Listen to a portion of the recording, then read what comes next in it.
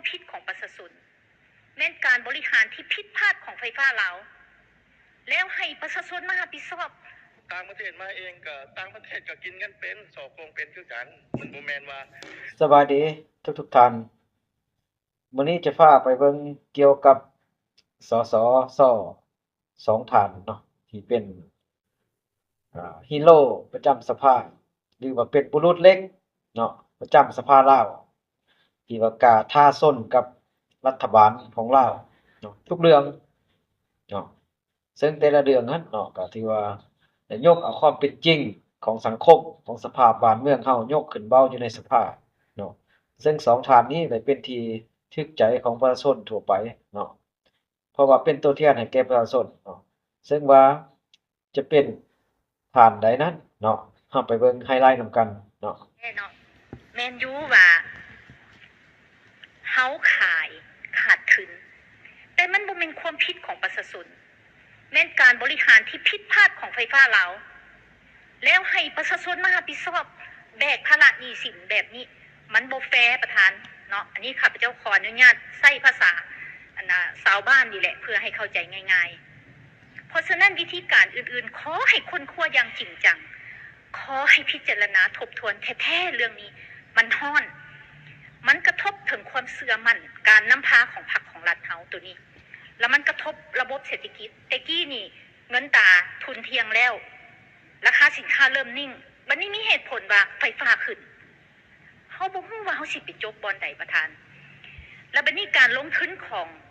ทุกๆเขื่อนนี่นะการลงทุนบ่ว่าสิแขนงการใดก็ยาได้เว้าแล้วก็ถือโอกาสเลยว่า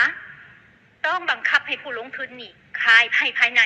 เฮาต้องได้ประโยชน์จากการลงทุนโครงการใหญ่ๆนำบางเขื่อนนี่ขายออกไป 100% แล้วเฮาคุ้มได้บ่ว่าเขาเจ้าขายแท้ๆราคาขายหั่นแม่นราคานั่นแท้บ่ไปจิ้มทางในว่าเฮาจะได้รายรับหยังเพิ่มอยู่หั่นข้าพเจ้าเชื่อว่าต้องเห็นเนาะอันนี้ขอให้ข้อมูลซะเนาะก็ได้แลกเปลี่ยนนำวิชาการบางแขนงในแขนงการนี้ตัวนั้นเพราะฉะนั้นตัวนี้มันเป็นเรื่องฮ้อนแท้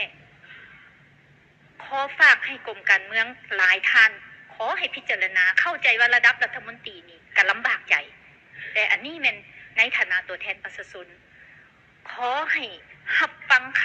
ำคิดเห็นของสสพวกเขาไปพิจารณาหาทางออกช่วยได้ถ้ายังเป็นจังซี่นี่ข้าพเจ้าคิดว่ากระทบหลายเนาะเจ้าขอขอบใจท่านประธานนี่แม่นท่านนางปบาลีเบษพงษ์เนาะสมาชิกสภาแห่งชาติประจำเขต1นครหลวงเวียงจันทน์เนาะซึ่งว่าท่านก็เป็นผู้หนึ่งที่เป็นลาวลุงเนาะสมกับเป็นผู้ต่างหน้าหรือเป็นตัวแทนให้ประชาชนไปประกอบความคิดความเห็นอยู่ในสภาเนาะท่านได้เป็นผู้หนึ่งเนาะที่ว่านำเอาความคิดความเห็นของประชาชนนำมาสภาพความเป็นจริงของสังคมมา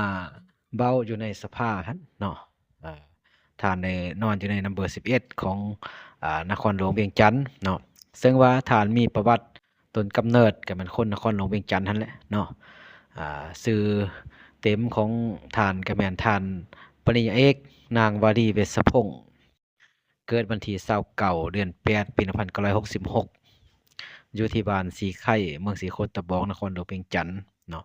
ซึ่งว่าปัจจุบันนี้ก็ได้อยู่บ้านหนองจันเมืองศรีสัตนาคนครหลวงเวียงจันทน์ถือว่าเกี่ยวกับหน้าที่ตำแหน่งรับผิดชอบก็แม่นรองประธานสภาการค้าและอุตสาหกรรมแห่งชาติคณะบริหารงานสมาคมมิตรภาพลาวเวียดขั้นศูนย์กลางเนาะ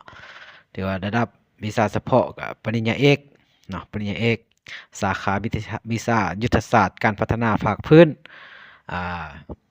ระดับทฤษฎีการเมืองก็ถือว่าบำรุง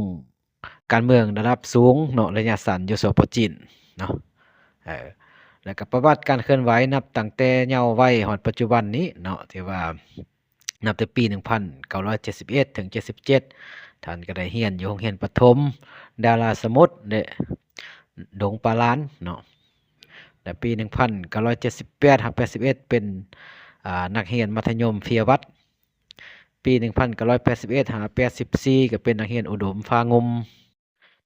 ปี1984 89ก็เป็นนักศึกษาปริญญาตรีอยู่มหาวิทยาลัยหลวงโลกปี95เป็นผู้อำนวยการ บริษัทการยามิตรภาพขาออกขาเข้าปี 2002 กับผู้ก่อตั้งและอำนวยการบริษัท Five Star Intertrade ขาออกขาเข้าจำกัดผู้เดียว ปี 2010 หา 2012 ก็เป็นนักศึกษาระดับปริญญาโท มหาวิทยาลัยแห่งชาติแล้วก็ปี 2010 ขอนมาฮอดปัจจุบันนี่เนาะกับคณะกรรมการบริหารงานสมาคมมิตรภาพลาวเวียดขั้นศูนย์กลางเนาะแล้วก็นับแต่ปี 2012 ฮอดปัจจุบันนี้ก็ก่อตั้งและผู้อำนวยการห้องกวดพญาติเบสฟงเนาะแล้วก็ 2010 หา 2015 คณะบริหารงานศูนย์กลางชาวนุ่มประชาชนปฏิบัติลาวสุดที่ 5 ประธานสมาคมนักธุรกิจนุ่มแห่งชาติลาวอาเซียนเนาะอาเซียนจีนนะ 2015 ถึงปัจจุบันนี้ห้องประธานสภาการค้าและอุตสาหกรรมแห่งชาติลาวเนาะ2018 หาปัจจุบันผู้ก่อตั้งและผู้ห้องอำนวยการบริษัทบางกอกเซ็นเตอร์เซ็นอินเตอร์เนชั่นแนลผู้ก่อตั้งในลงทุนโรงหมอเกษมราษฎร์อินเตอร์เนชั่นแนวเวียงจันทน์2016 หา 2019 ก็เป็นนักศึกษาปริญญาเอกมหาวิทยาลัยราชภัฏประเทศไทยเนาะซึ่งว่าตำแหน่งปัจจุบันของท่านนี้เนาะก็เป็นประธานสภาบริหารโรงเรียนเทคนิควิชาชีพเบสฟงและในปี 2020 กับผู้ก่อตั้งผู้อำนวยการบริษัทลานสร้างอักรีฟุตเนาะจำกัดผู้เดียวเนาะอันนั้นคือถือว่าประวัติการเคลื่อนไหวของท่านนับแต่ย่อไว้ โครงการคือกันยกราคาสูงเกินไป โดยเฉพาะแม่นการพัฒนาพื้นฐานโครงหลังเส้นถนนหนทางนี่แม่นอันตรายสุดเว้ามาจะปีแล้วเนาะและอีกฐานหนึ่งเนาะชื่อฐานอ่าคำประสิทธิ์เทพวงศาเนาะเป็นสมาชิกสภาแห่งชาติประจำแห่งเสกองเนาะสมาชิกสภาแห่งชาติประจำแห่งเสกองเนาะกระฐานก็เป็นผู้หนึ่งที่ว่าเป็นลาวลุงเนาะที่ว่าการเสนอความคิดความเห็นการเสนอความเป็นจริงของสังคมออกสู่สับกองประชุมสภาท่านเนาะที่ว่าทานคำประสิทธิ์เทพวงศานี้เกิดวันที่12 เดือน 10 1978 ที่บ้านท่าหินเมืองปักเซ่แขวงจำปาสักชนเผ่าลาวเนาะปัจจุบันนี่บ้านห้องแก้เมืองสถิตฐานนครหลวงเวียงจันทน์สั้นตำแหน่งในหน้าที่รับผิดชอบถือว่าห้องประธานนักธุรกิจนมแห่งชาติลาวห้องประธานสโมสรชาวนมเดินทะเลอาเซียนญี่ปุ่นแห่งชาติประธานบริษัทเทพวงศาฟาวเวอร์จำกัดอำนวยการบริษัทจีโรคอร์